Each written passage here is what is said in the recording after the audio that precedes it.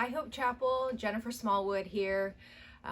We've got to stop meeting like this, but it doesn't seem like that's going to happen anytime soon, unfortunately. Still missing your faces each week. Thankful for those of you that I'm friends with on Facebook and see what you're up to. I'm looking forward to the end of this and being together again. Well, this is part 3 of my SIP tips that I've been recording, and if you haven't seen the first 2, you might want to go back and watch those just so you have a reference for what I'm talking about. But I've been sharing about the word yield, and just we talked about not yielding to fear and that we are to yield to the Lord. And it makes me think of a traffic cop, and you're on the road and you can come through and no, you can't come through. And I have to say, as the quarantine continues to get extended, the depth of my yielding has been having to increase. I don't know if you're like me, that when it first came out, okay, April 6th, not too bad. You know, we can hunker down for 3 weeks or so. We've got this. I'm not going to be afraid. God's in control. And as each announcement comes that now May 3rd, now the kids are not going back to school, the plan is shifting, the yielding is deepening. Like I said, the Lord hasn't let me let go of that word. And I'm reminded that there's another meaning to yield. And we know it well that in the banking industry, that when we make a deposit, when we make an investment, there's a yield on that investment. Or when we think about growing food in a garden or agriculture, that the yield is what's produced on the tree, the fruit that comes out of that. And I said last week that I was hating that word unprecedented. I was tired of hearing about it. But when I think about it in terms of the Lord or God's economy or what he's growing, it's actually pretty exciting. And unprecedented means never known or done before. And when I think about that, being in a season that we've never been in before, that he's producing something that we've never seen before, a yield that we've never known before.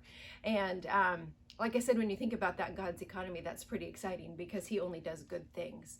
And I'm reminded of just the fruit of the Spirit, that maybe he's producing a kind of love that we've never known before, a joy that we've never experienced before, a peace that we've never known before. And so it makes me hopeful for what is going to be produced on the other side of this, of what he's growing in you and what he's growing in me and what he's doing here at Hope Chapel, what he's allowed in our lives. Like I said, I was talking about traffic when we were talking about this yielding thing. Oh, look at me, I'm going to touch my face all I want. Every year my family drives to LA between Christmas and New Year's, and we go on this big long road trip. It takes us about 10 hours to get to where we're going.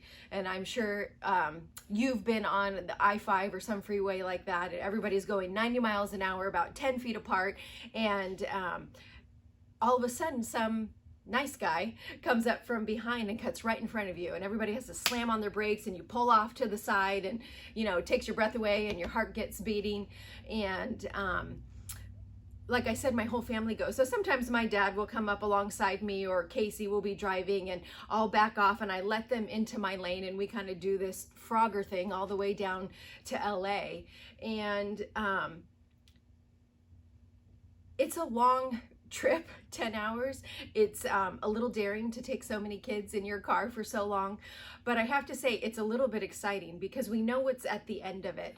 And I know that when we get to LA, when we get to Lake Arrowhead, my whole extended family is going to be there, all of my cousins, all of my kids' cousins, you know, 33, 34 of us hanging out.